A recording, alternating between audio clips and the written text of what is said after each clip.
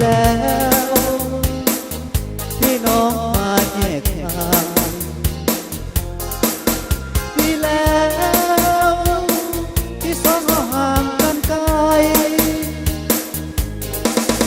อย่าคิดว่าไอ้นี่จะห่วงใยอย่าคิดว่าไอ้นี่จะสุขสันต์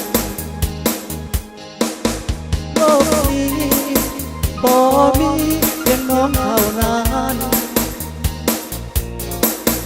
สาวน้อยใหญ่ขึ้นทุกวันอยากฝันไว้จะเสียใจดีแล้วที่น้องมาตัดทางดีแล้วที่น้องมาจากไกลไปอย่าคิดว่าไอ้นี่จะหวั่นไหวอย่าคิด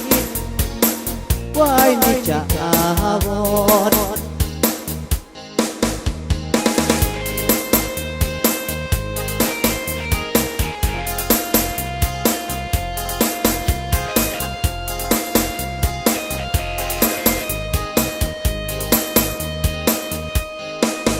โลกนี้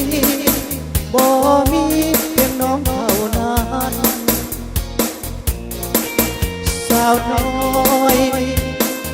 ใหญ่ขึ้นทุกวัน